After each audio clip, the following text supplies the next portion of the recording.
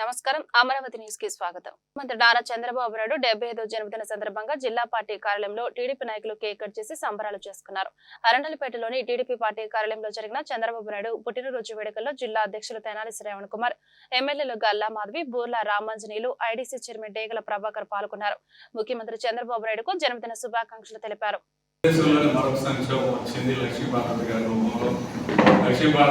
Party యంత్రాంగాన్ని మొత్తాన్ని కూడా గుప్పెట్లో పెట్టుకొని అన్న నందమూరి తారక రామారావు గారి నిర్ణయాలకు రాజకీయాలతో సంబంధం లేకుండా వ్యక్తిగత స్వార్థంతో వ్యవహరించడం చేత ఆనాడు ఎమ్మెల్యేలు పార్టీలో ప్రముఖులందరూ కూడా ఆ నిర్ణయాన్ని వ్యతిరేకించారు. ఆ వ్యతిరేకించిన సందర్భంలో ఎవరైతే బాగుంటుందని అనేక సార్లు రాజకీయ నాయకులు, కార్యకర్తలు, పార్టీ యంత్రాంగం మొత్తం కూడా చంద్రబాబు నాయుడు గారు రిక్వెస్ట్ చేయడంతో కుటుంబ సభ్యుల సహాయ సహకారాలు తీసుకొని పార్టీని అన్నగారు స్థాపించినప్పటికీ ఆయన తొలగించడానికి తెలుగుదేశం పార్టీ ప్రజాస్వామ్యయుతంగా వ్యవహరించిన సందర్భంలో ఎంతో అంతర్మదనానికి లోనైనా కూడా చంద్రబాబు నాయుడు గారి తప్పని పరిస్థితి ఆ రోజు కలిగింది.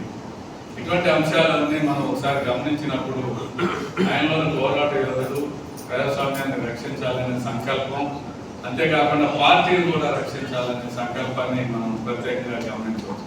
ఆనాటి నుంచి ఈనాటి వరకు పార్టీ అధికారంలో ఉన్నా లేకపోయినా అన్నింటి తానే నడిపాడు. మరి ముఖ్యంగా మనం 2024 ఎన్నికల సందర్భానికి ముందు గత 5 సంవత్సరాల్లో ఒకసారి మనం గమనించుకుంటే పార్టీ ఎప్పుడూ ఎరగనటువంటి విచిత్రమైన పరిస్థితి ఏర్పడింది.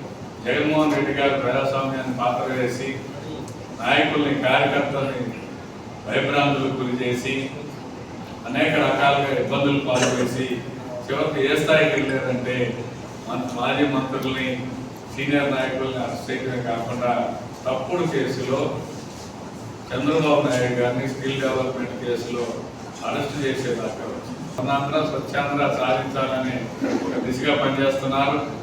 2047 నాటికి భారతదేశం ఏ రకంగా అయితే నెంబర్ 1గా ప్రపంచవ్యాప్తంగా ఉంటుందో ఆ ప్రపంచంలో నెంబర్ 1గా తెలుగు వాళ్ళు ఉండాలనే కృషిని ప్రణాళికాబద్ధంగా పనిచేస్తున్న వ్యక్తి చంద్రబాబు నాయుడు గారిని గుర్తు చేస్తూ అటువంటి వ్యక్తి మరెన్నో పుట్టినరోజులు జరుపుకోవాలని వజ్రోత్సవ సందర్భంగా ఆయనకి శుభాకాంక్షలు తెలుగుదేశం గుంటూరు జిల్లా తెలుగుదేశం పార్టీ తరఫున తెలియజేస్తూ మరి మనందరం కూడా ఎంతో సంతోషంగా ఈ రోజున అన్ని మంది అనేక రకాల కార్యక్రమాలు వ్యక్తిగతంగా పార్టీ పరంగా కానీ ఎమ్మెల్యేల ఆఫీసుల్లో కానీ గ్రామాల్లో కానీ పెద్ద ఎత్తున నిర్వహిస్తూ ఉన్నారు. అనేక కార్యక్రమాలు, రక్తదానాలు, కేక్ కటింగ్లు, అన్నదానాలు, రోగులకు పాలు పంపిణీ చేయడం, ఇటువంటి కార్యక్రమాలు ఎవరికాలు చేస్తూ ఉండటం చేత అందరూ ఎవరికాల పనులు బిజీగా ఉన్నప్పటికీ పార్టీ కార్యాలయంలో ఈ కార్యక్రమాన్ని తలపెట్టాల్సిన బాధ్యత మన మీద ఉంది. ఎందుకంటే మనకి జాతీయ పార్టీ అధ్యక్షులు, మన నాయకుడు ఆయనే కాబట్టి పార్టీ కార్యాలయంలో ఇటువంటి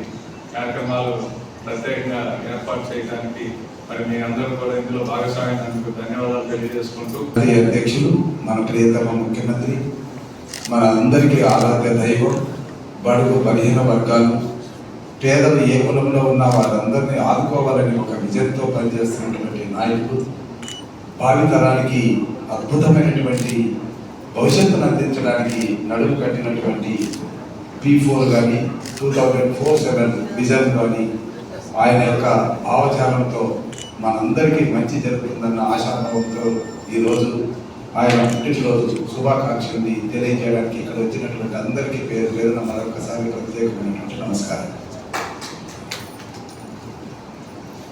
ఈరోజు ఆయన జన్మదినానికి ఒక ప్రత్యేకత ఉంది. 30 సంవత్సరాలు నేను ముఖ్యమంత్రి ఉంటానని ప్రగల్భాలు పలికినటువంటి ఆయన్ని 5 సంవత్సరాల్లో తెరమరుగు చేసినటువంటి మహాయోధుడు. ప్రజాస్వామ్యంలో ఏ పార్టీకి దక్కనటువంటి 93% సీట్లను సాధించి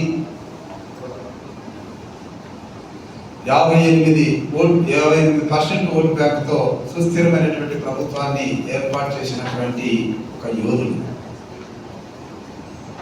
ఇక ఈ రాష్ట్రానికి భవిష్యత్తు లేదు, మనకు రాజధాని ఉండదు, పోలవరం ఉండదు, ప్రజలకు స్కీములు ఉండవు, ఉద్యోగస్తులకు జీతాలు ఉండవు, పెన్షనర్లకు పెన్షన్ రాదు, ఈ రాష్ట్రం గతి ఇంతే అని నిరాశ నిస్పృహతో ఉన్నటువంటి ప్రజానికానికి నేనున్నానని భుజం తట్టి ముందుకు నడిపించి అఖండ మెజార్టీతో కూటమి ప్రభుత్వానికి అధినేతగా ఎదిగినటువంటి చంద్రబాబు నాయుడు గారి జన్మదినం. ఒక విజన్తో ముందుకు వెళుతున్నటువంటి ఆ మహానుభావుడి జన్మదినాన్ని జరుపుకోవడం మా అందరి అదృష్టం. శ్రావణ్ కుమార్ గారు ఆయన్ని 360 డిగ్రీల్లో మొత్తం చూపించారు. అయితే 2-3 అంశాలు ఆయనతో నేను 35 సంవత్సరాల పాటు పనిచేసేటువంటి అనుభవంతో మనం అందరూ 6-7 గంటలకు లేస్తే ఆయన 3 గంటలకు లేచి 4 గంటల నుంచి మమ్మల్తో పని చేయించేవాడు. అంటే ఆల్మోస్ట్ ఒక్కొక్క రోజు 6 గంటలు మనకు ఎక్కువ అవకాశాలు కల్పించిన మహానుభావుడు. ఆయన నుంచి వచ్చినటువంటి ఆడపడుచుల హక్కు కానీ, మహిళల రిజర్వేషన్లు కానీ, స్థానిక సంస్థల్లో రిజర్వేషన్ కానీ, ఇవన్నీ కూడా మహానుభావుడు ఇచ్చింది. ఫుడ్ సెక్యూరిటీ ఈరోజు చెప్తున్నారు, ఫుడ్ సెక్యూరిటీ ఆ రోజే చెప్పాడు ఆయన, 2 రూపాయల కిలో బియ్యం పెట్టి. ఈ రోజు మహిళా బిల్లు అంటున్నారు, ఆ రోజే చెప్పాడు ఆస్తి ప్రజల్లో ఆస్తి అప్పిమ్మని. కాబట్టి తెలుగుదేశం పార్టీలో మనం ఉండడం మన అదృష్టం అన్నటువంటిది నా భావన. ఈరోజు 75 సంవత్సరాలు పూర్తి చేసుకుని మన ప్రియతమ నాయకుడు చంద్రబాబు నాయుడు గారు 76వ వసంతంలోకి అడుగుపెడుతూ ఉన్నారు. సుదినం. పురాణాల్లో కర్మయోగుల్ని భీష్మపితామహుల్లాగా, దశరథ మహారాజులాగా మనం చూసాము, విన్నాము. అయితే ఈ ఆధునిక కాలంలో అలాంటి కర్మయోగి మన చంద్రబాబు నాయుడు గారు అని అనుకోవడంలో ఎలాంటి అతిశయోక్తి లేదు. జీవితం మొత్తం కూడా ఈ రాష్ట్రాభివృద్ధి కోసం ఆయన అంకితం చేశారు. ఆయన ఆశయం ఎప్పుడూ కూడా ఆంధ్ర రాష్ట్ర ప్రజల కోసమే అని చెప్పడంలో ఏమాత్రం సందేహం లేదు. ప్రతి నిర్ణయం, ప్రతి ఆలోచన, ప్రతి మాట ఈ రాష్ట్ర ప్రజల కోసం, వారి అభివృద్ధి కోసం, సంక్షేమం కోసమే ఆయన కంప్లీట్గా పెట్టడం జరిగింది.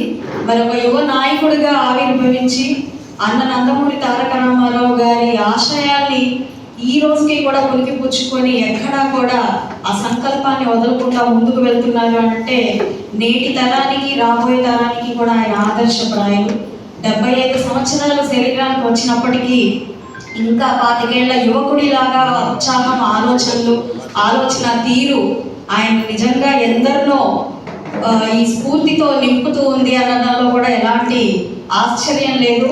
అయితే ఈ రోజు ఈ 75వ సంవత్సరం కాదు, 175వ సంవత్సరం అయినా కూడా కార్యకర్తల బలంతో, ప్రజల అండదండలతో, ఆ భగవంతుడి ఆశీర్వాదంతో చంద్రబాబు నాయుడు గారు ఇలాగే ముందుకు వెళ్తారు అని చెప్పి ఆకాంక్షిస్తూ ఈ యొక్క అవకాశం ఇచ్చినందుకు శ్రావణ్ గారికి ప్రత్యేకమైన కృతజ్ఞతలు చెబుతూ సెలవు తీసుకుంటాం. నవ్యాంధ్ర నిర్మాత ఆంధ్రప్రదేశ్ రాష్ట్ర ముఖ్యమంత్రి నారా చంద్రబాబు నాయుడు 75వ జన్మదిన సందర్భంగా 18వ డివిజన్ తెలుగుదేశం పార్టీ నాయకుల ఆధ్వర్యంలో DGH వద్ద పేదలకు అన్నదాన కార్యక్రమం నిర్వహించారు. ఈ కార్యక్రమానికి ముఖ్య అతిథిగా ఎమ్మెల్యే గల్లా మాధవి హాజరై అన్నదాన కార్యక్రమాన్ని ప్రారంభించారు. ఈ సందర్భంగా ఎమ్మెల్యే మీడియాతో మాట్లాడుతూ నారా చంద్రబాబు నాయుడు పుట్టినరోజు సందర్భంగా ఆయనకి జన్మదిన శుభాకాంక్షలు తెలియజేస్తున్నారని అన్నారు.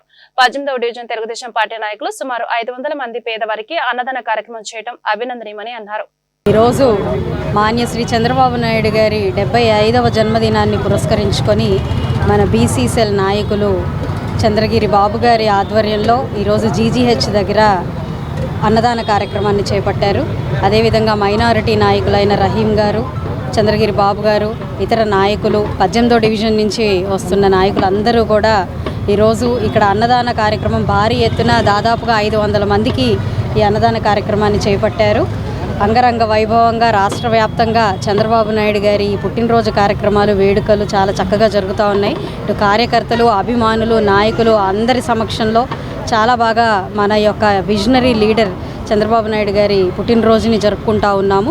మరి అదేవిధంగా ఈరోజు ఈస్టర్ పండుగ శుభ సందర్భాన క్రైస్తవ సోదర సోదరీమణులందరికీ కూడా ఈస్టర్ పండుగ శుభాకాంక్షలు చెప్తూ ఇలాంటి కార్యక్రమాలు ఎన్నో చేపట్టాలి, ప్రజలకి దగ్గరగా ఉండాలి, ప్రజల యొక్క అభివృద్ధి పదంలో ఏ విధంగా అయితే మా అధినాయకుడు ముందుకు వెళ్తున్నారో ఆయన స్ఫూర్తితో మేమందరం కూడా ముందుకు వెళ్ళాలి, ప్రజల అభివృద్ధి సంక్షేమమే మా ధ్యేయంగా కూడా మేము పనిచేస్తాము అని చెప్పి చెప్పడంలో ఎలాంటి సందేహం లేదు అని చెప్తూ మరొకసారి బాబు గారికి, రహీం గారికి, అదేవిధంగా ఇతర నాయకులందరికీ కూడా ప్రత్యేకమైన ధన్యవాదాలు, మీడియా మిత్రులందరికీ కూడా ధన్యవాదాలు చెప్తూ సెలవు తీసుకుంటాను. చంద్రబాబు నాయుడు గారి పుట్టినరోజు సందర్భంగా మా సోదరి గుంటూరు పశ్చిమ నియోజకవర్గ ఎమ్మెల్యే గారు గల్లామాధవి గారి ఆధ్వర్యంలో ఈరోజు ఘనంగా ఇక్కడ పేషెంట్లకి, అనాథలకి అన్నదాన కార్యక్రమం చేయడం జరిగింది. అలాగే గుంటూరు పశ్చిమ నియోజకవర్గం మొత్తం కూడా అన్ని చోట్ల కేక్ కటింగ్లు కానీ, ఫ్రూట్స్ పొందడం కానీ రకరకాలుగా అన్ని విభాగాల్లో అందరూ చేశారు. సేవా కార్యక్రమాలు అందరూ పాల్గొన్నారు. చాలా సంతోషం.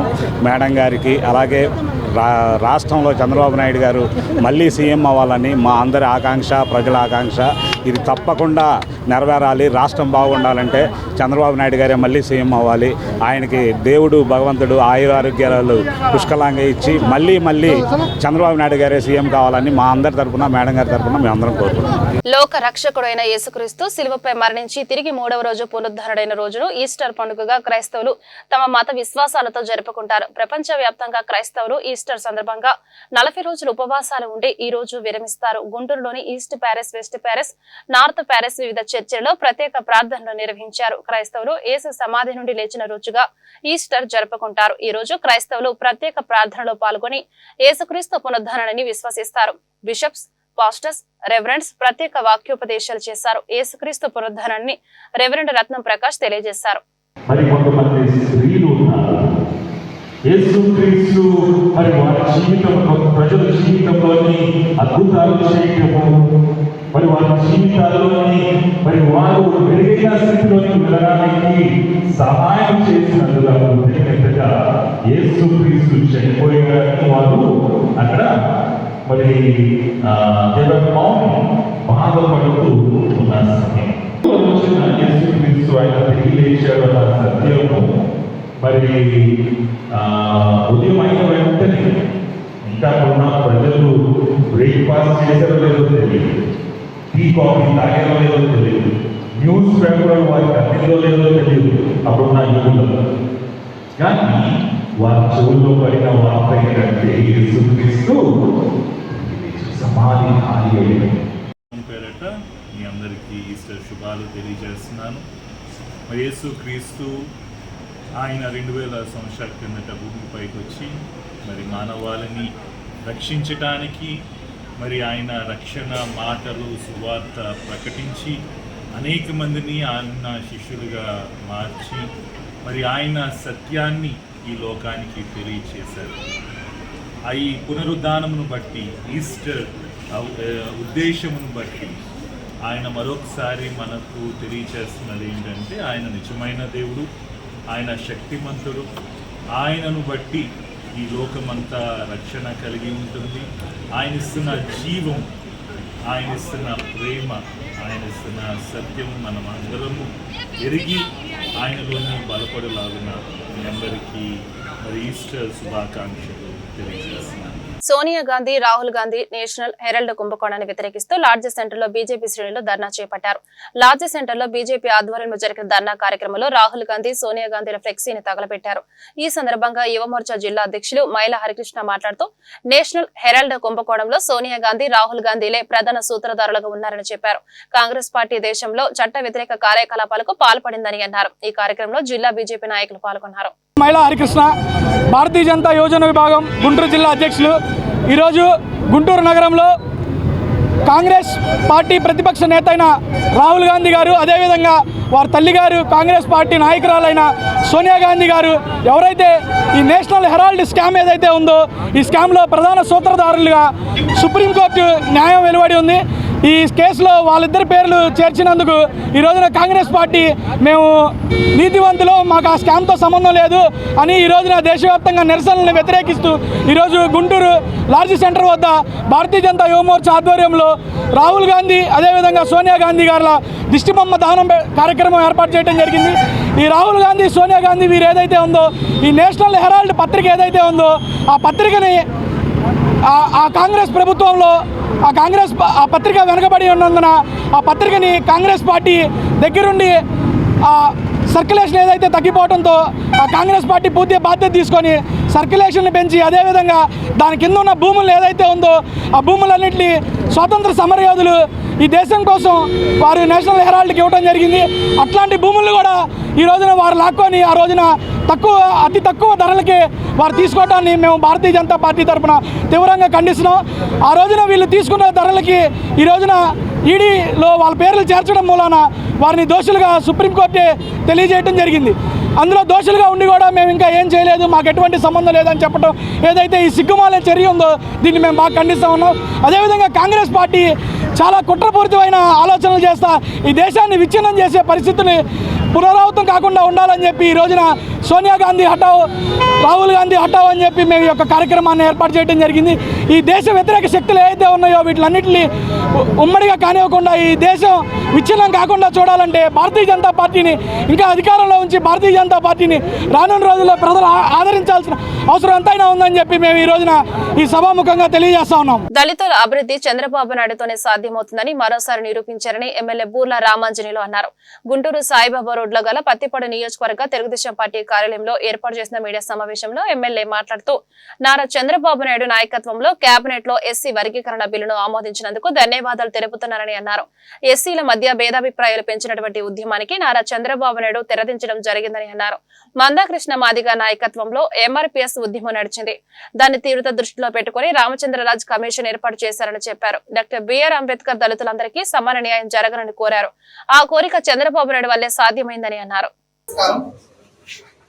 మొన్న చంద్రబాబు నాయుడు గారి నాయకత్వంలో ఆంధ్రప్రదేశ్ కూటమి ప్రభుత్వ అధినేత ప్రియతమ ముఖ్యమంత్రి నారా చంద్రబాబు నాయుడు గారి నాయకత్వంలో ఏర్పాటైనటువంటి కేబినెట్ 25 సంవత్సరాల సుదీర్ఘమైనటువంటి వైరుధ్యంతో కూడినటువంటి ఎస్సీల మధ్య భేదాభిప్రాయాలు పెంచినటువంటి ఉద్యమానికి తెరదించడం అనేటువంటిది జరిగింది. ఇది ఒక చారిత్రాత్మకమైనటువంటి నిర్ణయం.